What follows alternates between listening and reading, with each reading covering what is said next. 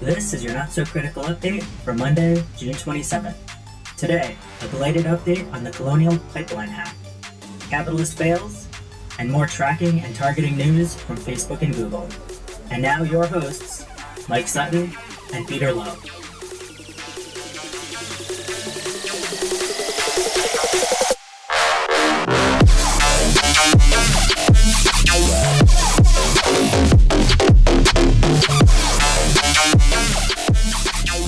I love that intro music.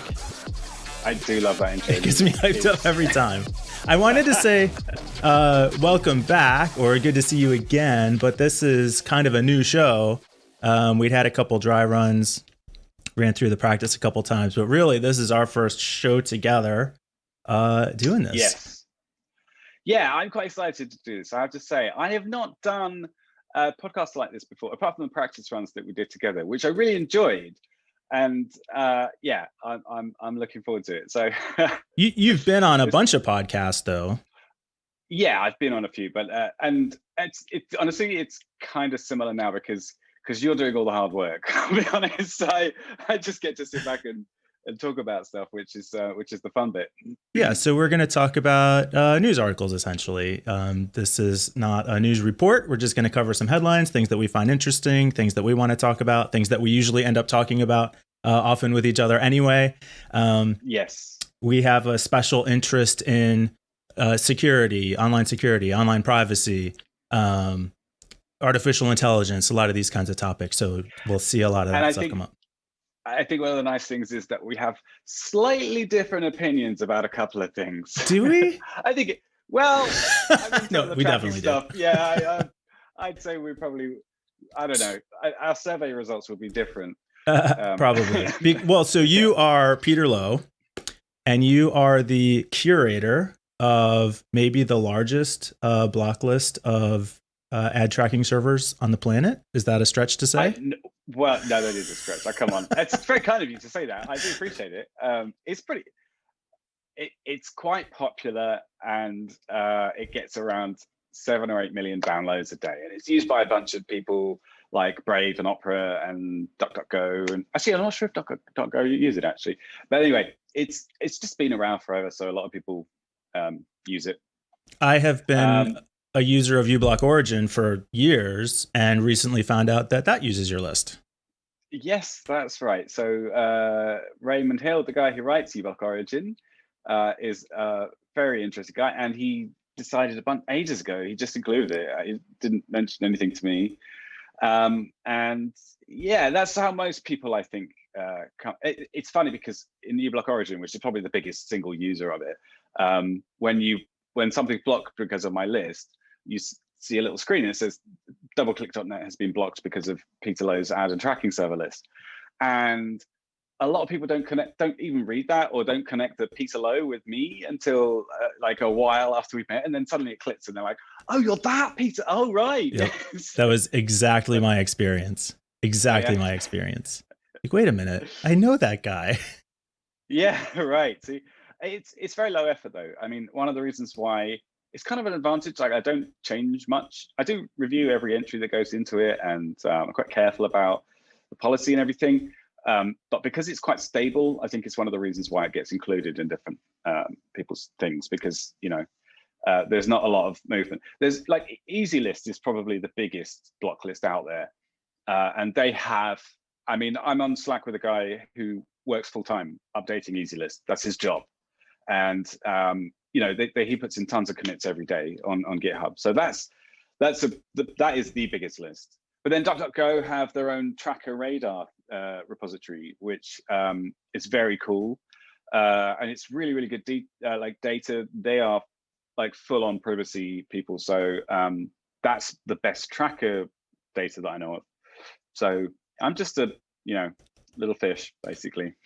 I've just been around for a while. I think a modest fish, if nothing else. I, on the other hand, Mike Sutton, I do a little bit of streaming. Most people probably haven't seen me anywhere. You wouldn't know me from anything necessarily.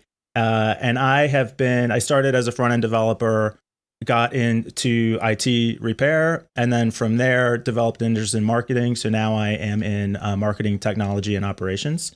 So I am on the other side, trying to make sure all of your ad blocking stuff can be bypassed. Yes, yeah, you really are. You really are. As I said, slightly different viewpoints on a couple of things. Yeah. But it makes it more interesting, I think. It does, and I like it. I don't mind that at all.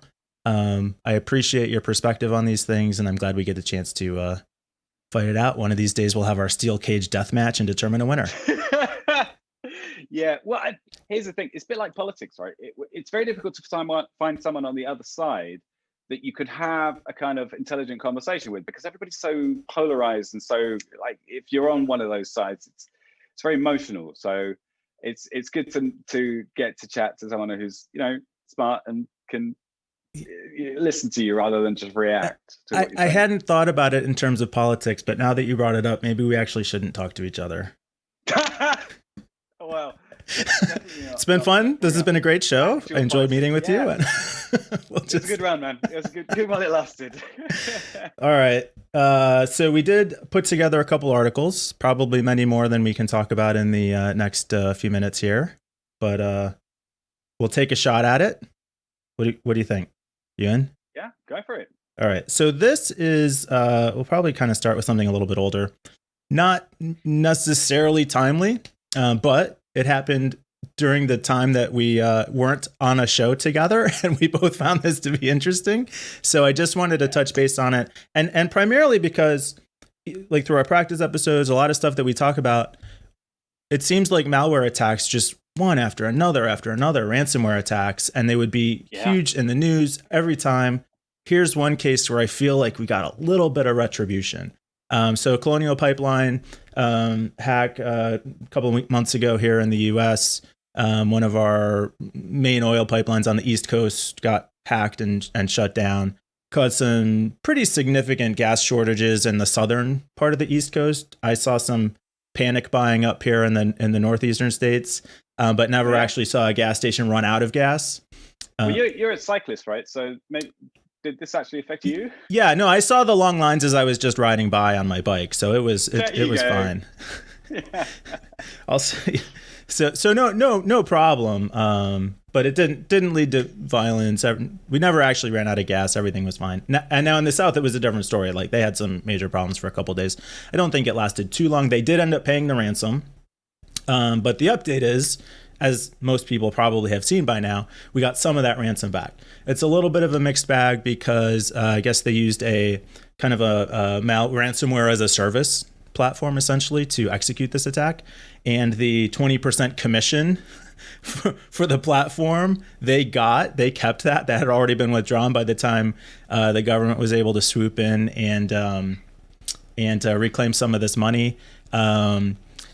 Also interesting, I think, too, because the way they did this was to use malware that had been, I guess, sponsored in part, at least, by the federal government, the FBI, as part of a plea agreement with a criminal from 2017, I think.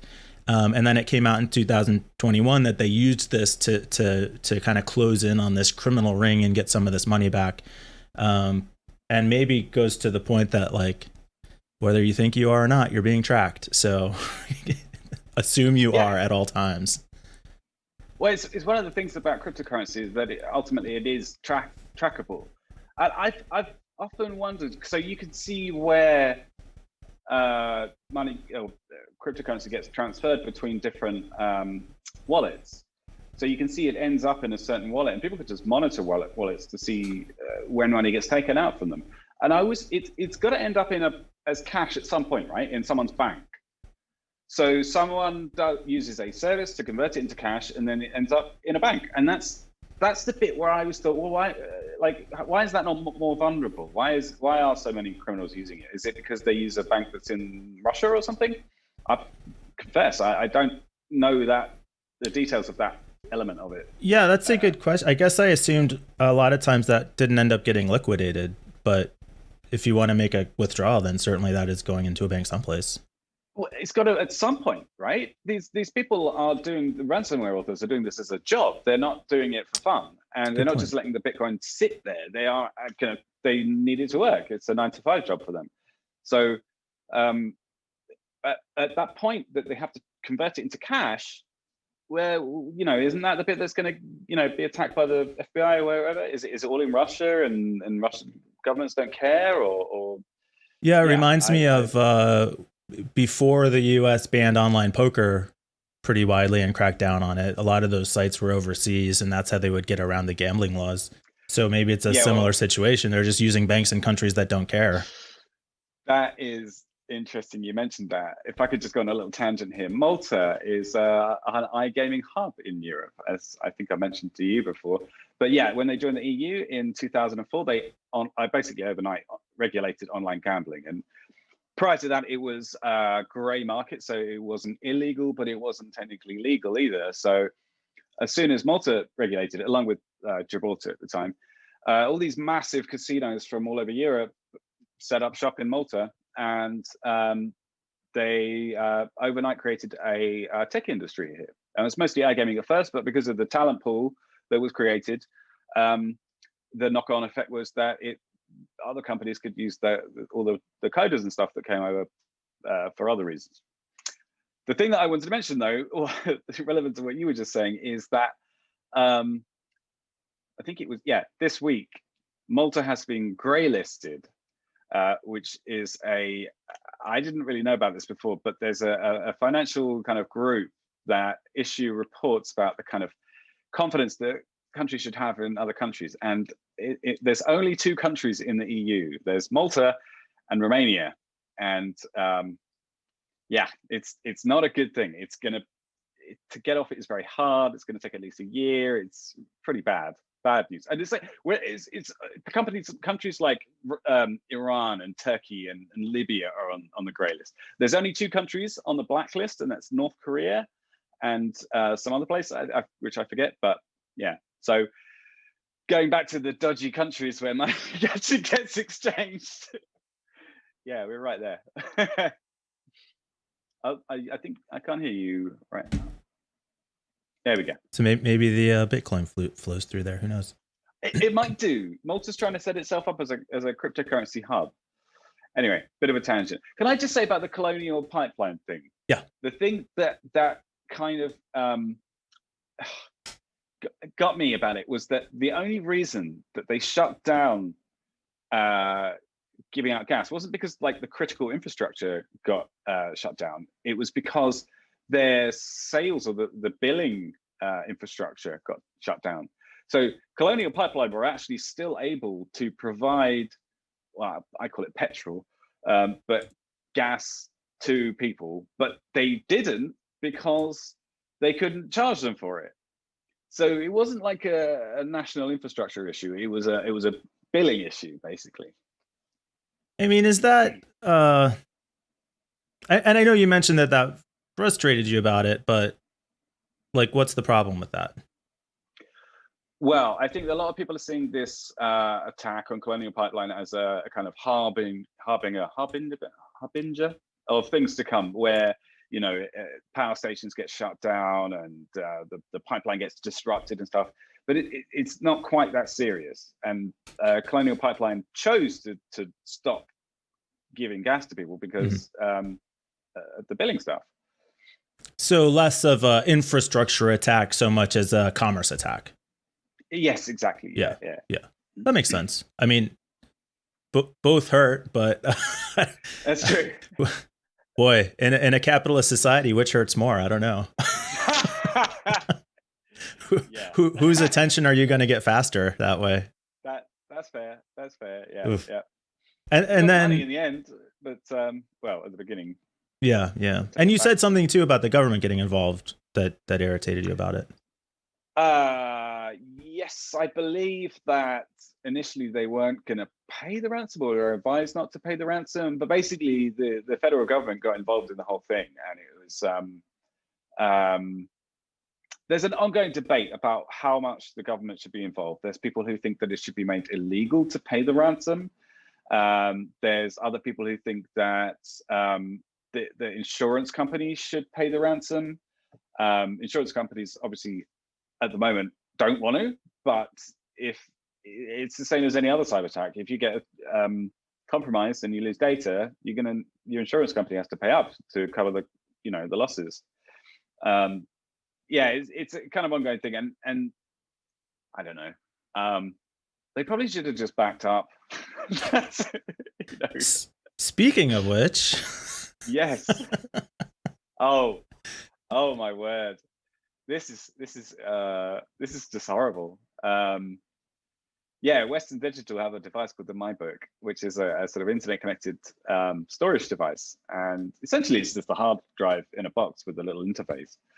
But they stopped supporting it 5 years ago in 2015, and there was a security flaw in it, and a bunch of people woke up to find that all the data had been deleted because of a security fix that hadn't been patched.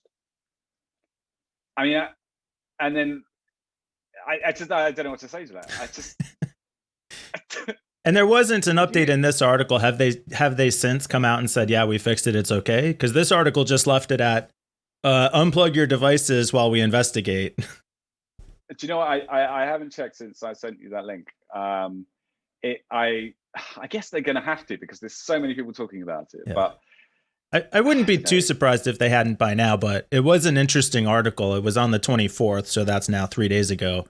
But the extent of the article was, unplug your devices, don't let them update. Yeah, the official advice from Western Digital was unplug your device from the internet. And try not to get infected with any ransomware in the meantime or something, I guess.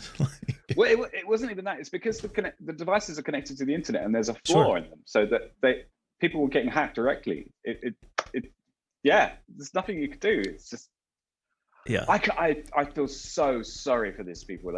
These are 2 terabyte devices and they're designed for like long-term storage. You back up all your photos and your wedding album and all your old notes and everything on it. And oh wow.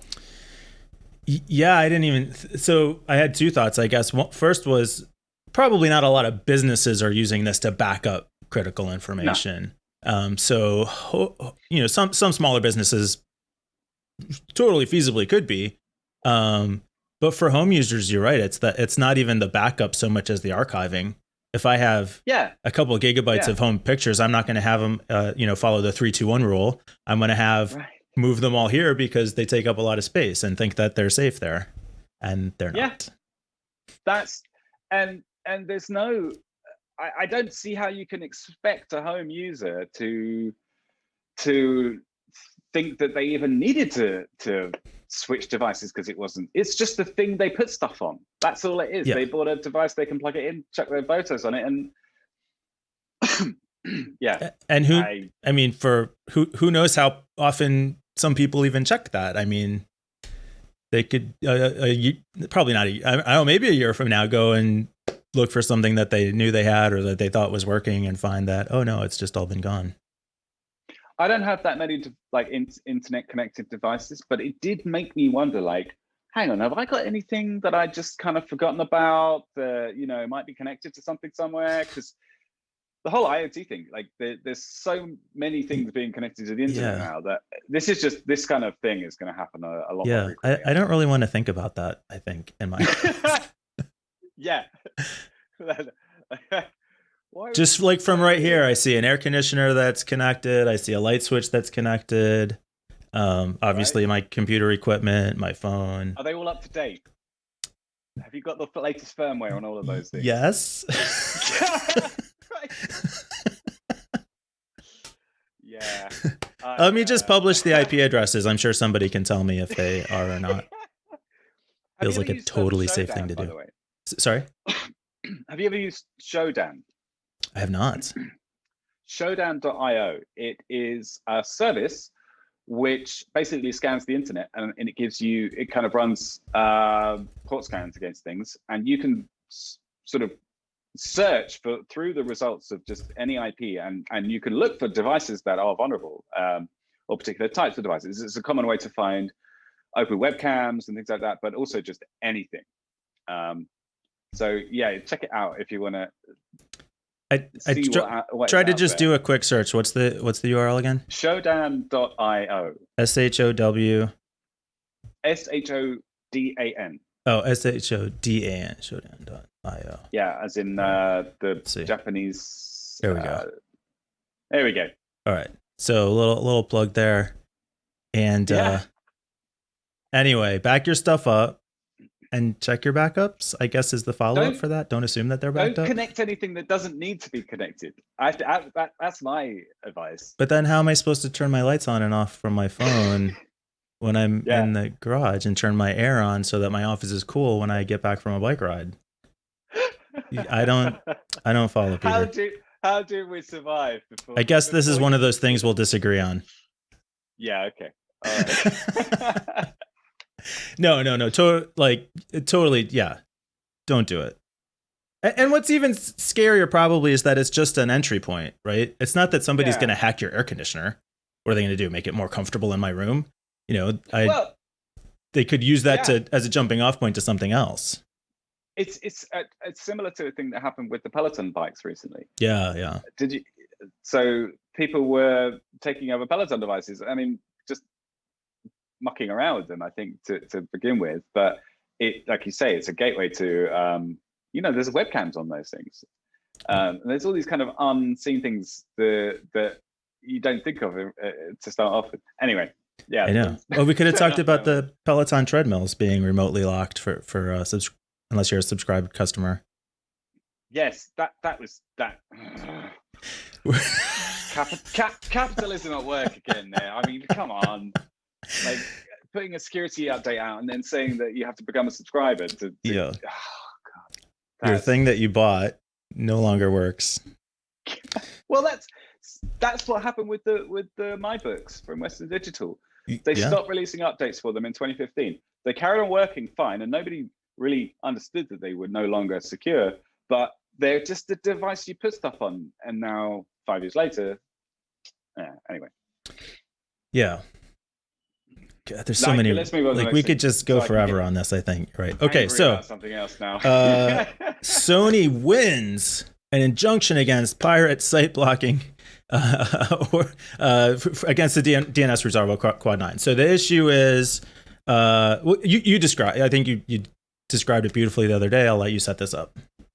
Okay, so Quad 9, a non-profit, open public DNS resolver that is currently operating out of Switzerland, has lost a court battle against Sony, who think that Quad 9 should block domains which Sony says are pointing to illegal stuff.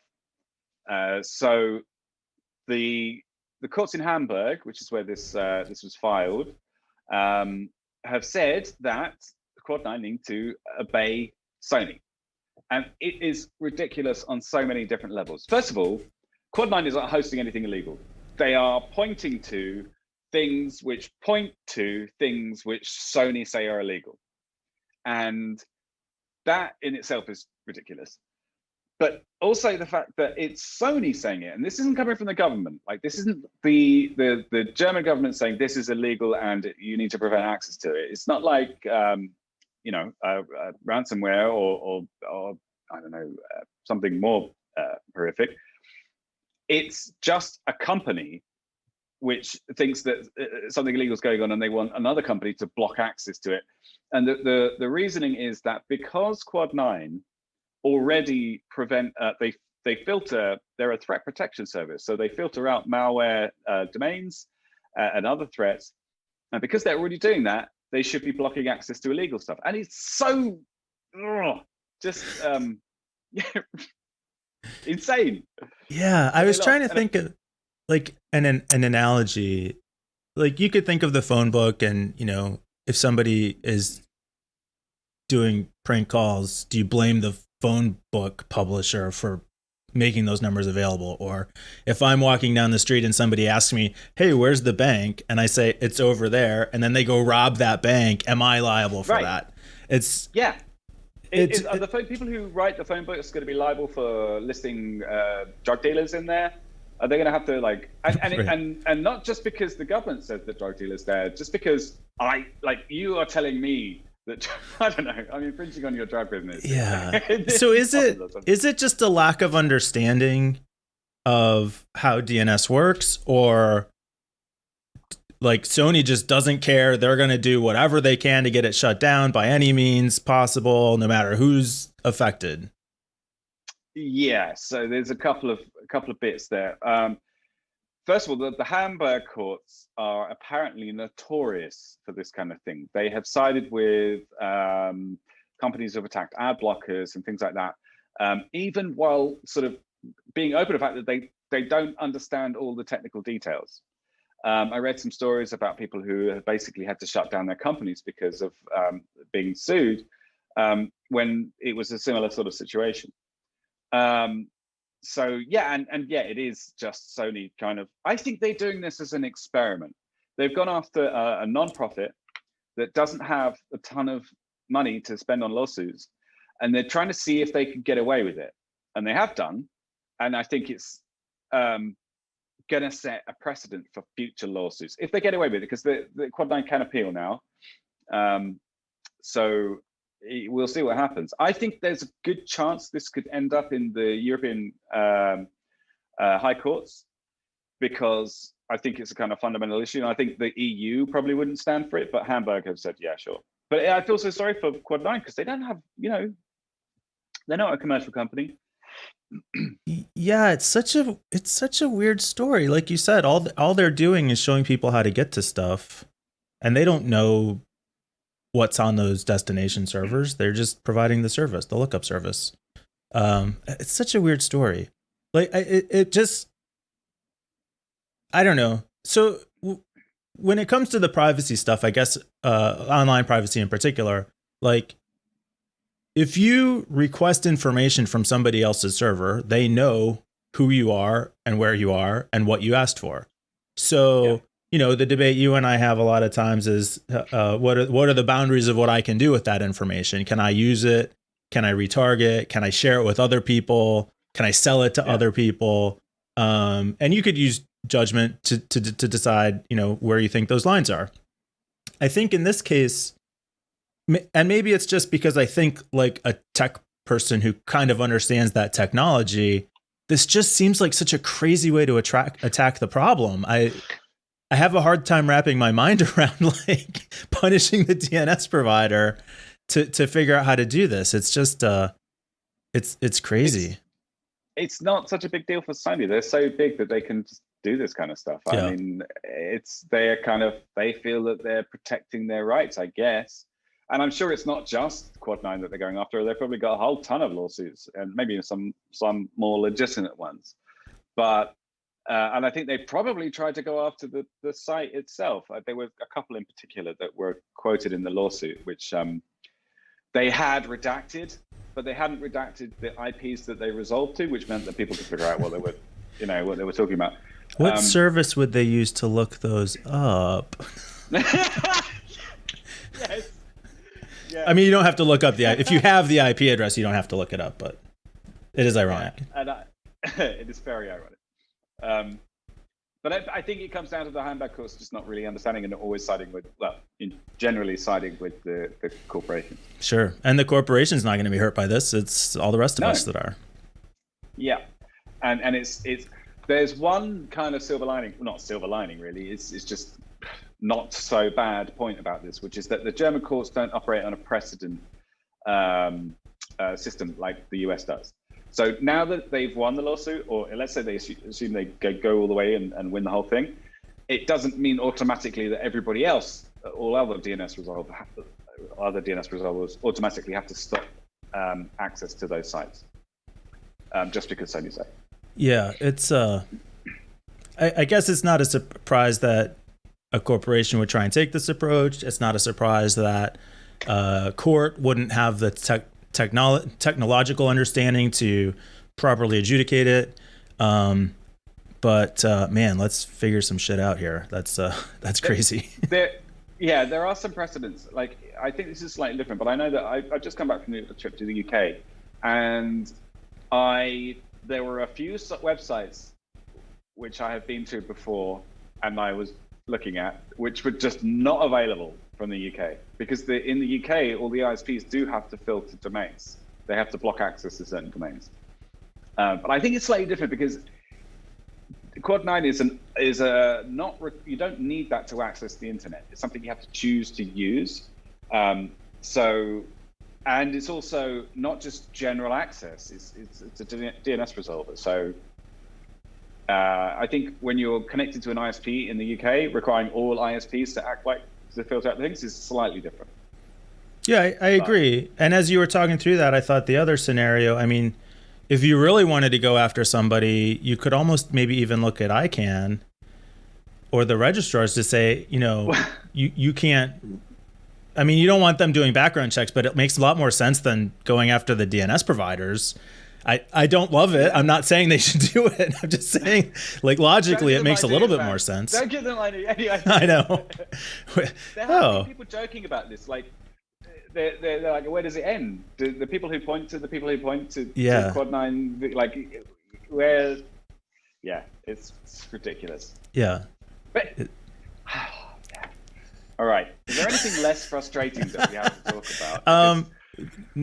Almost certainly not. So this this came from a Reddit post that I just happened to come across the other day, and the guy pointed out that, and shared a little screenshot here, that in can I maximize this? Is there anything I can do to make this bigger? There we go. In Discover Card's terms of service, they tell you, as they should, what their data collection and sharing policies are. And in this case, they're informing you that they will share your information with affiliates for business purposes to market to you, and for non-affiliates to market to you. And they very helpfully notify you that if you want to change these preferences, you can call their customer service department to request to opt out. And if you don't do it within 30 days, then you will automatically assume to be opted in. And I just, like, even for me, and I have a pretty high tolerance for, like, I expect I'm being tracked everywhere. I know anything I do online is being monitored by somebody, even if it's just the company that I'm doing business with, because that's how the internet works. If I make a request, I'm requesting information that somebody else has from their server be sent to me. They have to know who I am to do that. That's all fine. I have a very high tolerance for, okay, I've given them that information. Now they can, do whatever they want with it. I assume that pretty much anything I do online is being tracked. I don't love it, but whatever. I get tracked everywhere I go. Grocery store, big box stores, whatever. This just... even me, this starts to get to me, right? Like, so you're telling me, great, credit to you for telling me, you're giving a way to opt out of it. Okay, cool. But you're making it as painful as possible and stacking the deck in your favor. And if the argument is the free market will decide, if enough people are put off by their privacy policy that they'll stop doing business with Discover Card, as the libertarians would have us believe, okay, fair enough. And I can't believe I'm going to say this, but people don't know. I mean, that's your argument every time. I'm glad we're recording this. I'm so glad we're recording this. And I hate Discover for making me say that.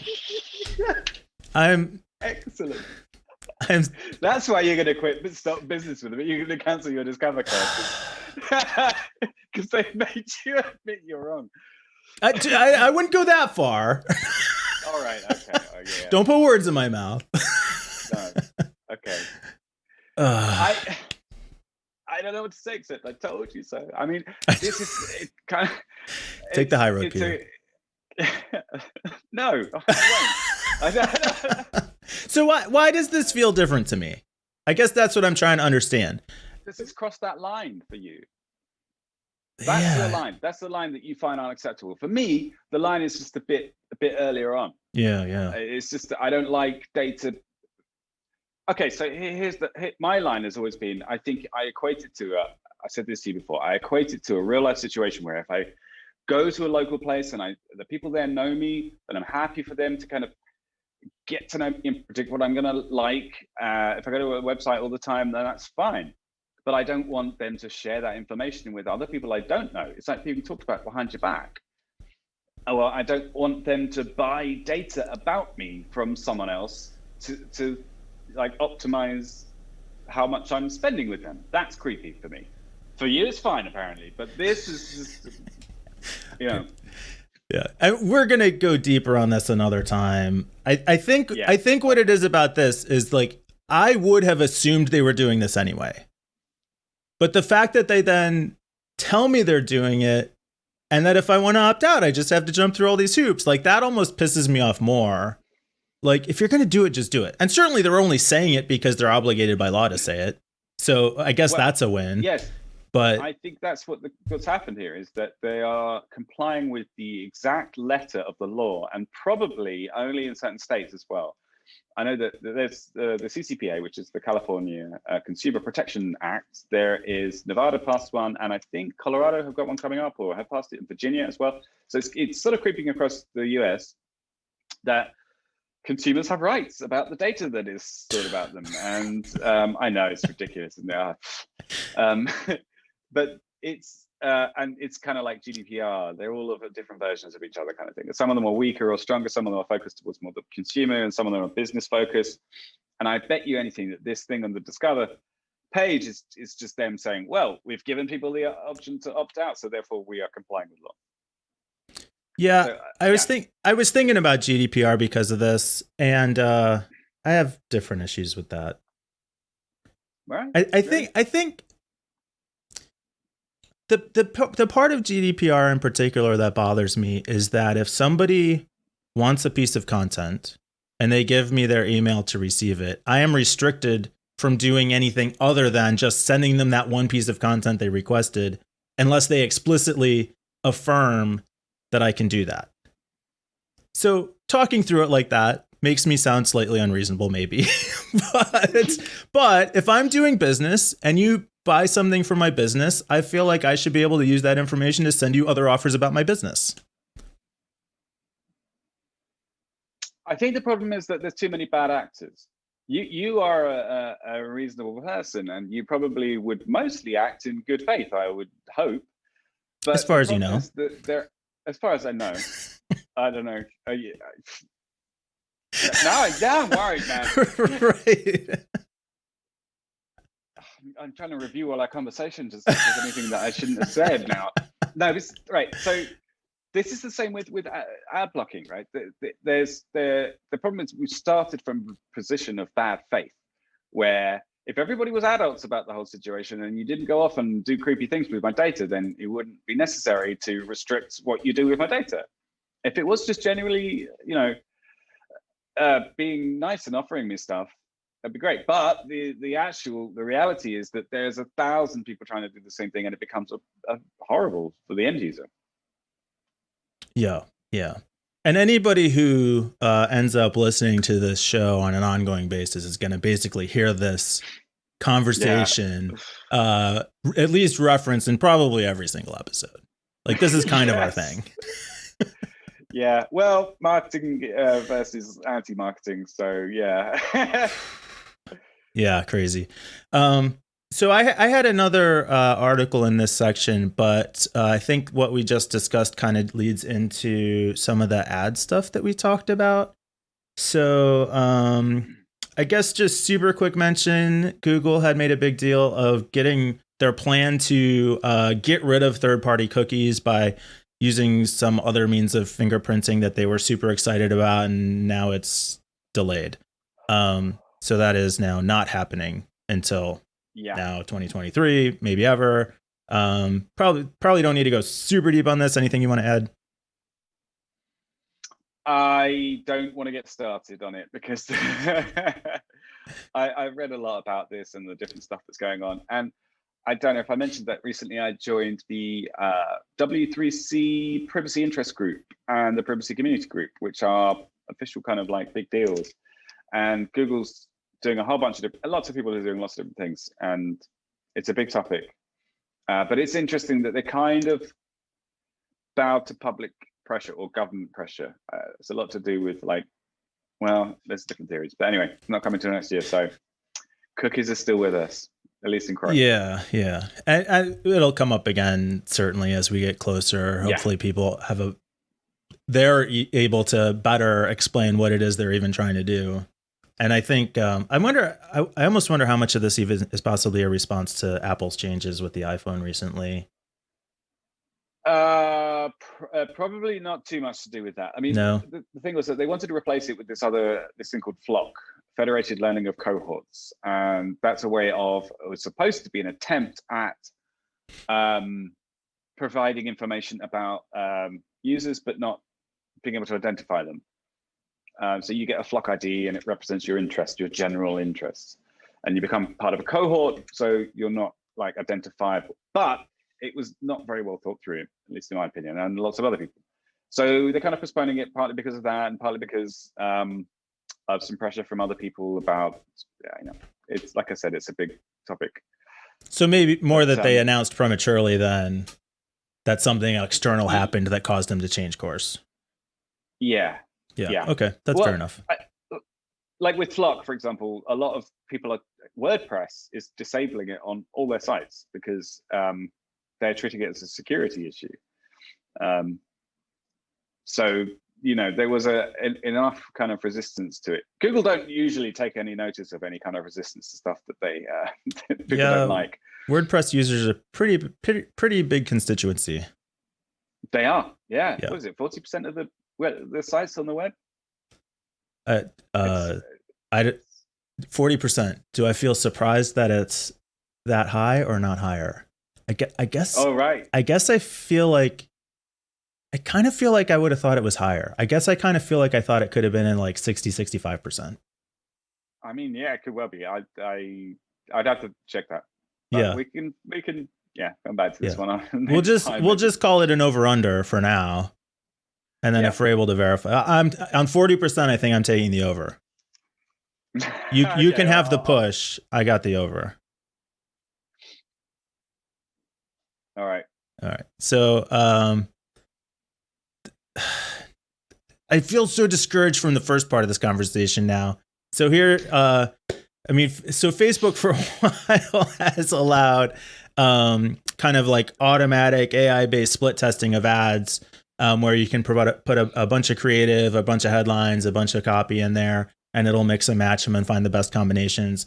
Now, additional step forward there is they're saying that they'll of the three areas, title, copy, and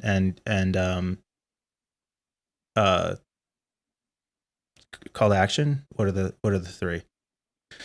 I don't know, I'm not getting hung up on it, but it'll optimize per person based on what Facebook thinks that user will respond to most. So continuing down the path of machine learning, artificial intelligence to just like split test faster and faster and faster to make these ads more and more effective, as if ad targeting isn't already effective enough. You like, I feel so out of, you like flip me on this episode, Peter. I'm kind of mad about this now. Like, I'm glad we're starting off like this. Man, that, you turned over a new leaf. I need to get back to work tomorrow so I can like reset. Like, tracking, yes. Cover all the joys of attribution. Tracking. Yeah. And again, I had a previous article about artificial intelligence, so we're definitely going to come back to that. But unless you had something you wanted to say about this specifically, do you want to talk about the Oculus Rift? Just one thing about this. Uh-huh. I fundamentally, I believe in people's right to privacy, but I do not think that all this targeted advertising is going to be as effective as they are selling it as. And there were a bunch of stories that maybe we could look at next time, which are about how Facebook have deliberately misquoted the effectiveness of these targeted ads, and how people who have been spending money on them are just wasting their money. And there's no difference between untargeted ads and targeted ads. I think there probably is some difference, to be honest, but I think it's a lot less than people think. I feel like I would be surprised by that if that were true. All right. Well, that's a challenge. I'm gonna surprise you then. I would just because I know, not studying targeting or customization specifically, but people generally think they are less susceptible to marketing than they are. This isn't. Sorry, this is not coming from like how people feel about it. This is like leaked memos from inside Facebook that were talking about product managers who were saying this stuff doesn't work. Really? Yeah. Well, let's get that on the agenda for next week. Absolutely. Yeah. Yeah, I'd like to dig into that. Just a load of nonsense. It kind of makes sense to me. I can see that there is a certain level of targeting which is going to help people make up their mind about what to buy and kind of push them in the right direction. But I think a lot of the time it's like it's going to be off, and I think it's. Yeah, and actually, maybe I'm not that surprised. So I used to do some work with a company that did AI-based bidding for ads, and this was a partner of a company that I worked directly with. But the customers that I worked with all pretty much said, I can do better than the algorithm can because I know what I'm doing. The algorithm could probably do better than most people can. So for everybody else, for the general public, this is probably fine. It probably works, but it's not going to replace me. If I'm an expert, if I know what I'm doing. So that may be along the same lines. Have you ever tried to recommend music to a friend and you've found a band that you're just convinced that your friend would love, and then they checked it out and they were like, yeah, right, yeah. My best friend and I joke because we're great friends. We've been friends for many years. We cannot recommend TV shows to each other though. Like every time we're like, oh man, you would love this. Nope. That's what I'm saying. So we can't do it as humans, right? And you have so much more information and detailed knowledge and context, and you are a human. And by your nature, you judge people. Everybody judges everybody else. Every time you look, you get first impression, second impression. This is how we interact. And they're trying to get AIs to reproduce it, and they're just not that good at it. That almost makes me think, though, if a computer is more impartial, that they might not be clouded by all that stuff of like, what do I think they would like or not like? The problem is identifying the things that matter. Yeah. Because the reason you can't recommend, your friend very well, and you've known him for years, and you know lots of things about his interests, but you can't pick out the bits that make him choose something or make him like something else. And that's the thing that's kind of almost impossible to do. I give up trying to recommend things. I say Netflix used to be really good at it. I feel like. Well, I think that's more generic personally, but maybe they've gotten worse. But I feel like I used to get good recommendations from Netflix and Amazon. Maybe that's just because they have a lot of good content. So odds are, if they recommend something, it'll be. Yeah. Yeah, I don't know. Well, we've got more about ads later on. I don't know if we're going to get there, but we'll see. We're I guess this is probably going about as expected.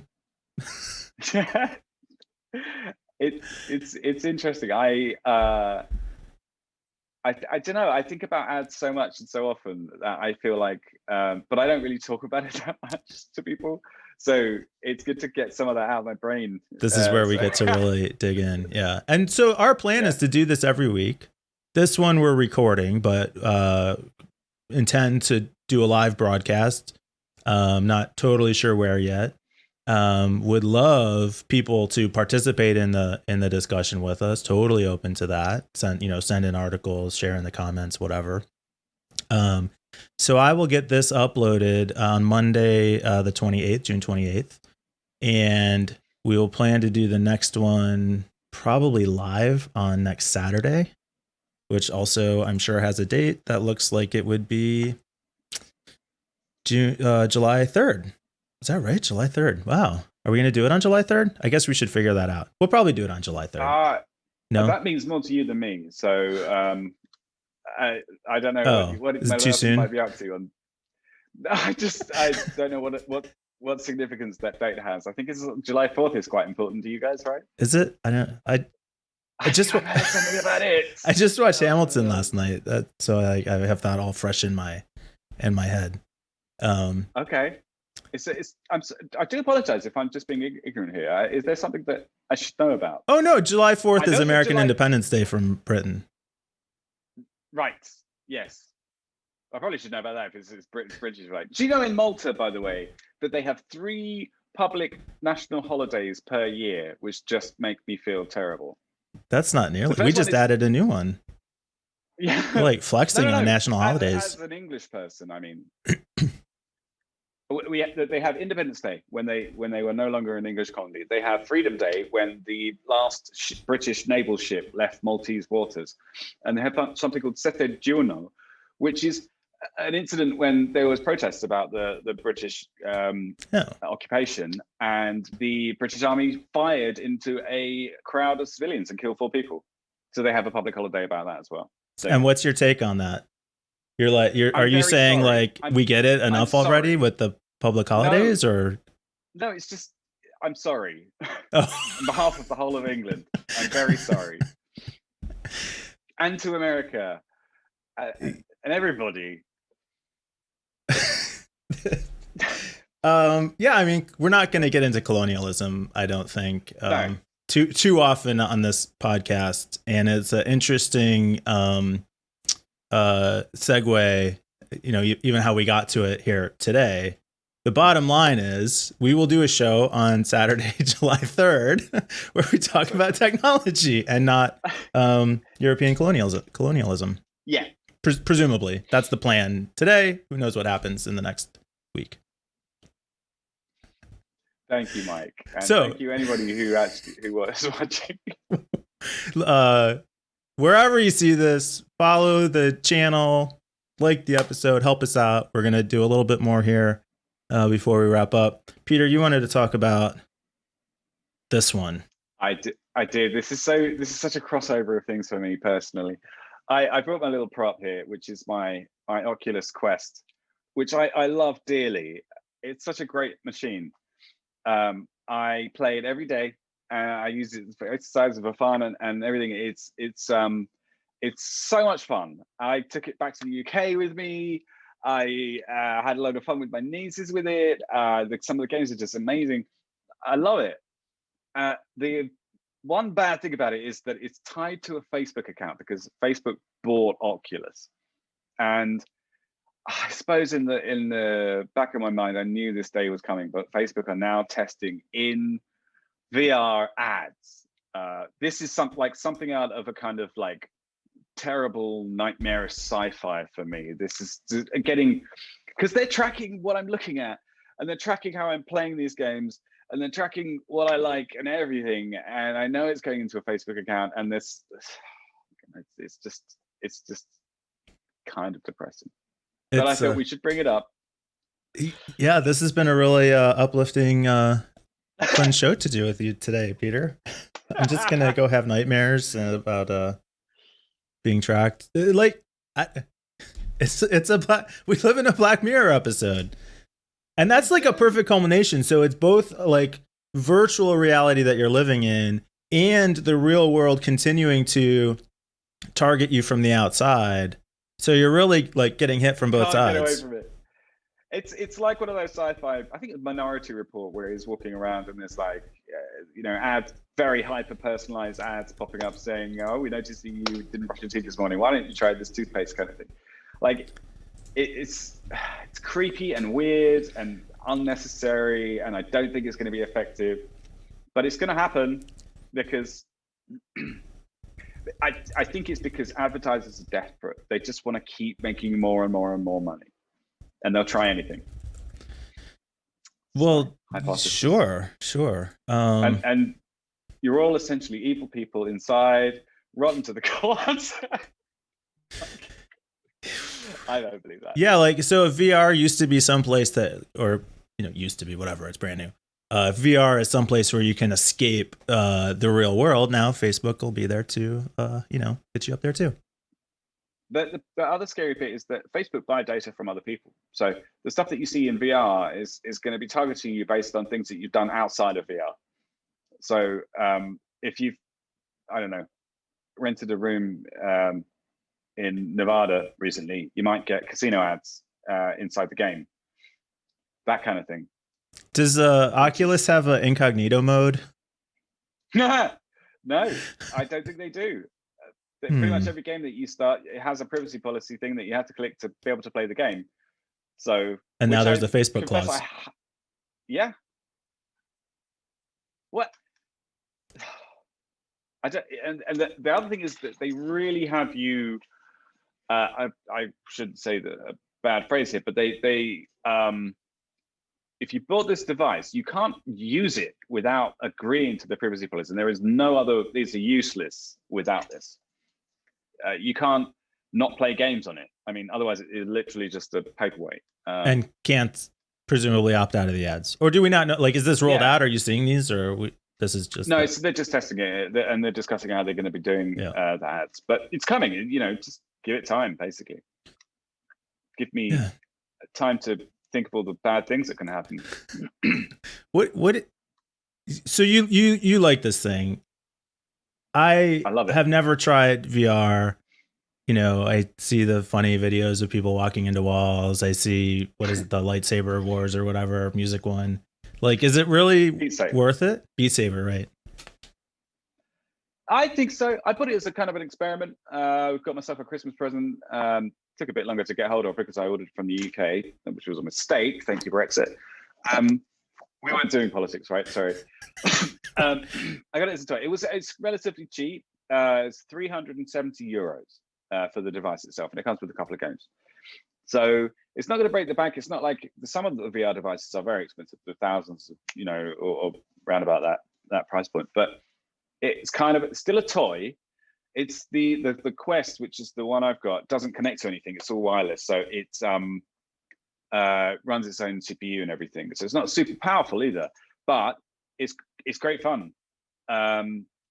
Personally, I use it for fitness as well. Beat Saber on expert mode is hard, but so much fun. And I have actually been doing these BTS K-pop tracks lately, which I never thought it would ever happen. But they're just so much fun. You just end up waving your arms around like a lunatic. But it's hard work. Like at the end of 20 minutes, half an hour, I am drenched and I have to go and have a shower. That's my routine in the mornings. I play this thing. Want to figure out how to connect your Oculus to the stream so that we can all participate in that at some point, sometime. Here's the thing, right? Here's the thing about it, right? To my wife thought it was hilarious at first at the beginning, but it turns out you normalize it very quickly. You get used to this. It's like someone's staring at a computer monitor, really. I mean, it's a bit more active, and it is kind of funny. But staring at a computer monitor and seizing all over the place. Yeah, yes, that's right. That's something like it. I would say check it out. It makes me feel old though, because I do not know how it works. Like most tech, I can kind of figure it out from first principles, but it's basically magic. Really love it. All right, you got time for one more? Jump, go for it. All right, so I wanted to just bring this one up. We had like a whole nother category that we didn't even get to, so if they remain relevant, we can roll them over into next month. But coming up with things to talk about generally hasn't been a problem so far. I think this one was mostly interesting to me because, like, I've long wondered about this. So in America, presumably everywhere, like, we know what it means to earn a living. We know what it means to work and to have a job. And all of that tied is to labor and producing something. And what we've seen with automation, and that's exactly what this article is about, is that it takes fewer people to do the same amount of work. And what we've seen is that productivity has continued to increase while wages have remained stagnant. And at some point, I imagine, we just won't need as many people as exist to do all the things that need to be done to keep the world running. And so I've always been curious about, like, so what happens? And people would say, well, it'll evolve into new jobs. We'll have, yes, robots could be working the assembly lines, but somebody will have to maintain the robots. And I still never can put my head around like, okay, but that's not like, it's not proportionate, right? The number of people working in a plant being replaced by robots is no way outmatched by the number of people who are going to have new jobs maintaining the robots, just as an example. And we're only going to see this increase. You know, I go into a Taco Bell now and I can order at the kiosk without ever having to talk to somebody at the counter. So, you know, phasing out some of those jobs. And they talk here about how this has been going on since the, you know, 80s. And it's not something that we didn't know. I mean, it started decades ago now. And politically, there are some things that we definitely could peg that to, but I have a graphic up here that you can't see. But this is the graph. You know, wages have remained flat, particularly in the US, I assume around the world. While productivity has continued to increase, automation, artificial intelligence, these things are only going to make it worse at some point. I don't know if the answer is, you know, universal basic income or what. I guess I kind of feel like it probably is. Hearing the free market capitalist heads explode as I say that, but I don't see how it plays out otherwise. I don't see another end to this. Things are only going to be more and more automated, which is great. It's convenient. It improves quality of life for all of us. The only thing making us think like everybody has to work is just history. Like everybody used to have to work. Yeah.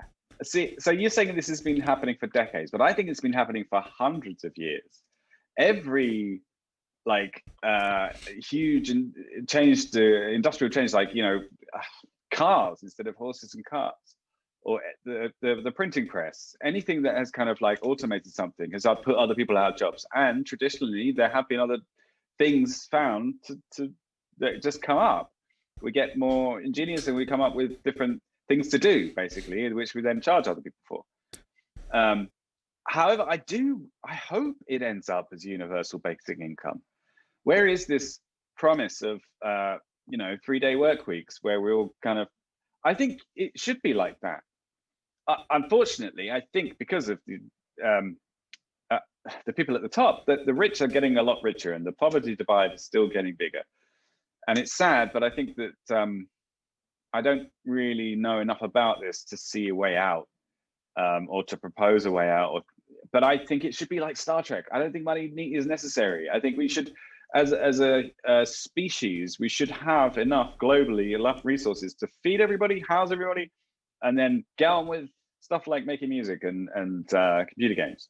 Yeah, I totally agree, and you're right that. So I think what changed, like the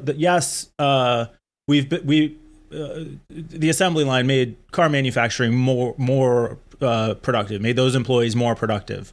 What changed in the 70s, because, and again, in the US, I don't know globally if it was the same factors or not, but tax policy, corporate personhood, a lot of political factors separated the corporate profit from employee wages. And so to me, it's that break in the early 70s really that is the problem. Yes, things should keep getting automated. We should have higher productivity and efficiency, but everybody needs to be able to participate in that, not just the people at the top who are getting wealthier and wealthier and wealthier. I think the counter argument is, well, what's the, I worked hard, so I deserve what I have. What's the incentive? If we give you something, you're not going to work. Okay. I don't want to get too, I fundamentally believe in universal basic income. And that's the most common argument against it, which is that there's going to be people who take advantage of the system. And I think that's fine. Let people take advantage of it. If they want to slack off and do nothing and just, live in their little apartment and spend the minimum amount that they have, okay. I think that's the kind of benefit of having a plentiful resources that we can allow humanity as a whole to take a break if they want. And I think that the higher standard of living will come from I want to go and learn a certain skill and I need to go through these steps. I need to go and work in McDonald's. Okay, they're like, who's going to work in McDonald's then? Well, I would, so that I can live in a nicer place, a slightly nicer place than the basic minimum. I would do that as a kid if I needed to go ahead. If I wanted to learn to be, but I think it would allow people to be safe enough to produce more art and do the things that they want to do rather than the things they have to do.